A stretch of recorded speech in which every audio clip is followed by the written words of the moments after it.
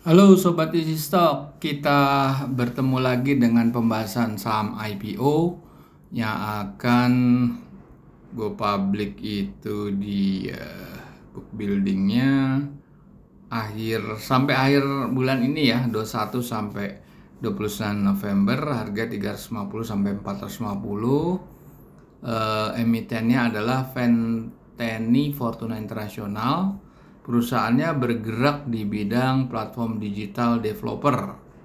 Oke, tapi di sini masuk ke sektor financial. Sebetulnya dia developer, tapi nggak tahu kenapa nih BEJ masukkan ke sini. Kalau dilihat di sini, ini bergeraknya di platform digital, tujuan komersial, berarti dia mendesain untuk marketplace atau e-commerce yang lain lah gitu ya.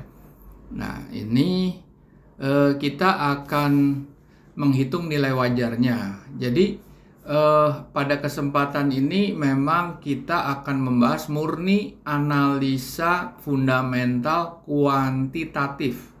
Artinya kita menghitung berdasarkan prospektus yang keluar. Prospektus itu adalah prospektus yang berupa number laporan keuangan. Di situ ada rugi laba, di situ ada neraca, arus kas, dan lain sebagainya. Jadi kita betul-betul murni menghitung apa yang disajikan di laporan keuangan dan prospektus. Tentunya sebelum kita melanjutkan, ini perlu kami tekankan bahwa apapun yang terjadi di market itu bisa sangat berbeda dengan apa yang diulas di sini. Katakan nilai wajar dari saham ini ternyata bukan 350 atau 450. Misalnya jauh di bawah itu, katakan 100 perak. Nah, tentunya secara fundamental itu tidak disarankan untuk membeli karena harga terlalu mahal gitu. Tetapi yang terjadi di pasar sekunder begitu masuk pasar nanti pada saat dia listing, itu bisa harganya bisa tiba-tiba atau di dalam satu hari bisa auto reject atas, bisa jadi bisa terus naik terus, bisa aja terjadi. Karena di sini yang kita perlu tekankan bahwa market movement itu tidak ada korelasinya untuk jangka pendek. Karena bisa aja perusahaan ini, emiten ini memang dikendalikan oleh katakan sekelompok investor, di mana kita bisa coba identifikasi bahwa berapa saham yang dijual ke publik. Kalau dijual sedikit, itu punya potensi tanda kutip dimainkan. Oke, kita mulai aja. Kita menggunakan polanya Benjamin Graham. Nah, kita akan menghitung dengan buku berpedoman bukunya Security Analysis dari Benjamin Graham dan The Intelligent Investor, dua buku pegangannya Warren Buffett untuk menghitung nilai wajar perusahaan yang listed dan yang mau listed di bursa. Oke. Kita akan menggunakan dengan aplikasi Easy Stock. Sementara ini silahkan request link kalau Anda mau menggunakan itu. Kita masih preparation untuk live di Google Play Store. Dan untuk mempermudah atau memperdalam pelajaran Benjamin Graham, ada dua buku summary formatnya ebook dalam bahasa Indonesia, yaitu Intelligent Investor dan Common Stock and Uncommon Profit, yang bisa diperoleh di Tokopedia, Gramedia.com, dan Google Playbook. Oke, kita mulai sekarang dengan membuka prospektus.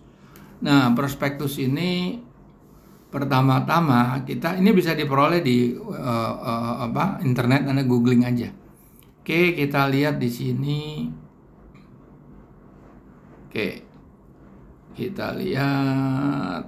Oke, nah sekarang kita lihat di sini ya. Sebelum saham itu dilempar ke publik, dijual ke publik, itu totalnya adalah 5 miliar 325 juta ya, sekian. Dan dijual ke publiknya itu 15%. yaitu 940 940 juta lembar.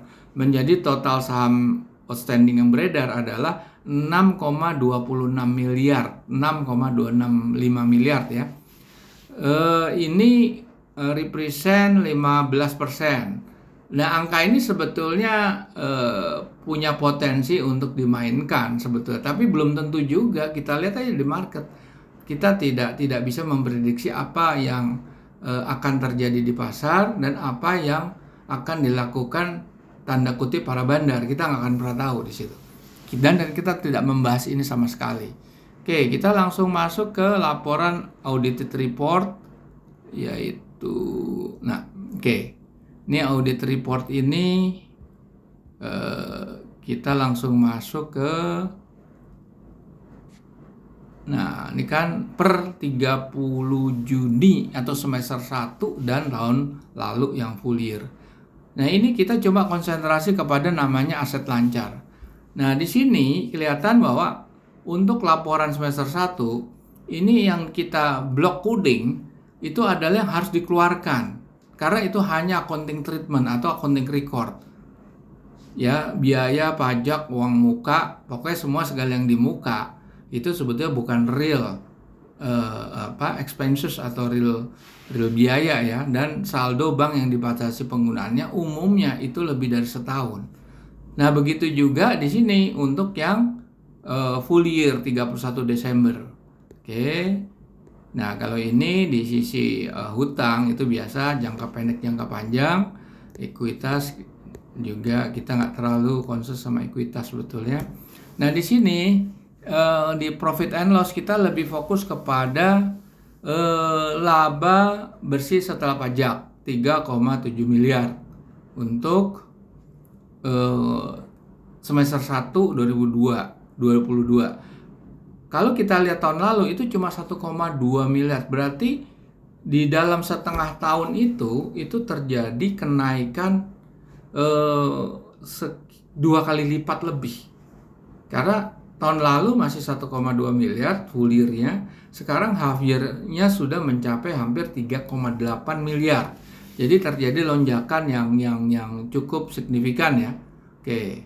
Setelah itu kita di sini nggak ada lah, pasti nggak bayar dividen. Kalau perusahaan baru mau go public nggak ada bayar dividen. Nah, di sini di statement daripada cash flow itu kita memperoleh namanya perolehan aktiva tetap di sini 2024 full year dan yang half year. Terjadi penambahan capex yang juga besar ya, tapi penambahan capex yang hampir 4 kali lipat itu ternyata bisa menghasilkan output laba yang 2 kali lipat lebih besar. Cuma nggak proporsional ya. Capex-nya naik 4 kali, laba bersihnya naik 2 kali. Oke.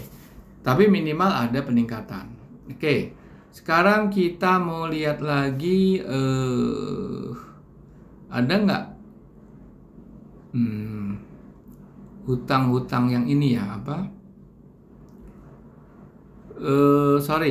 piutang yang macet lah, non-performing receivable. Non-performing ada nggak? Nah, di sini sebetulnya banyak sekali yang nggak perform, karena di sini sudah melebihi, kita biasa menghitungnya itu lebih dari 90 hari. Kalau sudah lebih 90 hari itu udah tidak, atau sudah masuk kategori tidak bisa ditagih. Nah, tetapi karena di sini nggak ada keterangan, jadi kita tidak memasukkan ini. Kalau mau konservatif ini dikeluarkan semua nih. Berarti neracanya akan tergerus lumayan dalam. Nah, sebetulnya kalau menghitung konservatif seperti itu, tapi pada kesempatan ini kita abaikan ini dulu. Kita melihat hitungannya itu masuk nggak ke harganya, harganya masih harga wajar atau sudah over value yang di over ya, price yang di over gitu. Nah, kita juga bisa melihat capex itu di sini.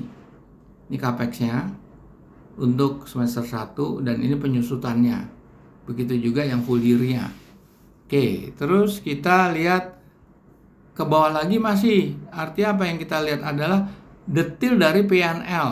Nah, detail dari P&L itu seperti apa? Nah, kita lihat di sini. Nah, di sini ada pendapatan lain-lain. Kalau laba selisih kurs itu adalah accounting record aja. Sebetulnya nggak ada real labanya di situ. Itu harus dikeluarkan. Pemulihan piutang, klaim asuransi, itu juga harus dikeluarkan.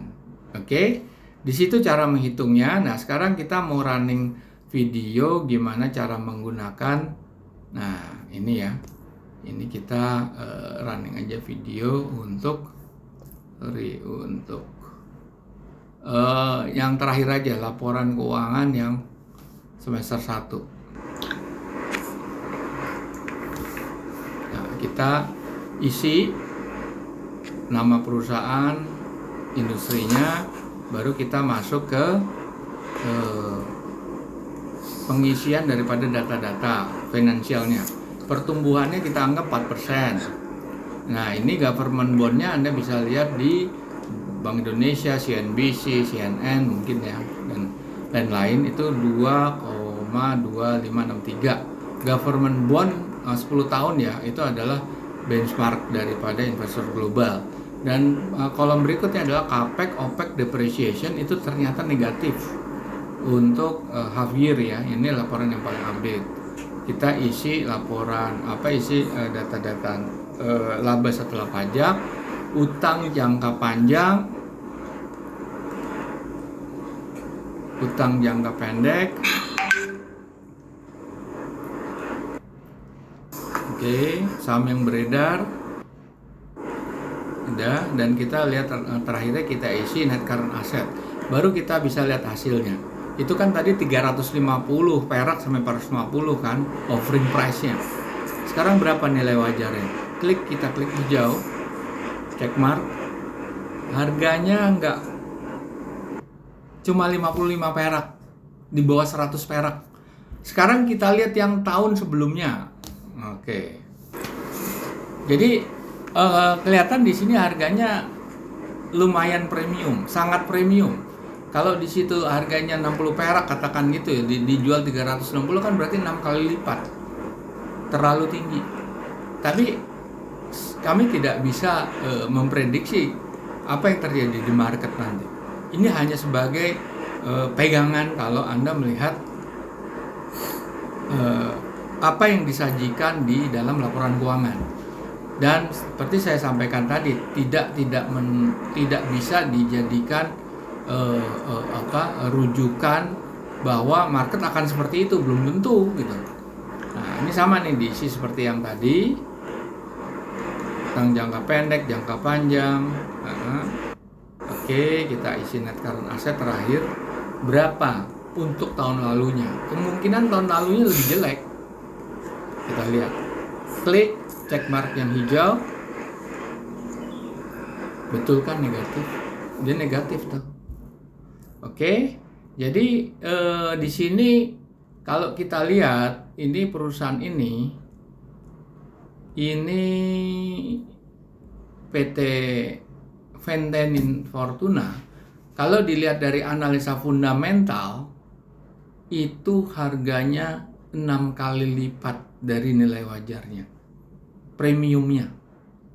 Baik, silakan Anda putuskan. Tapi yang jelas ada suatu kabar bahwa bukan kabar tapi suatu kenyataan bahwa saham jumlah ownership yang dimiliki atau saham yang dijual ke publik itu hanya 15%. Artinya 85% dimiliki oleh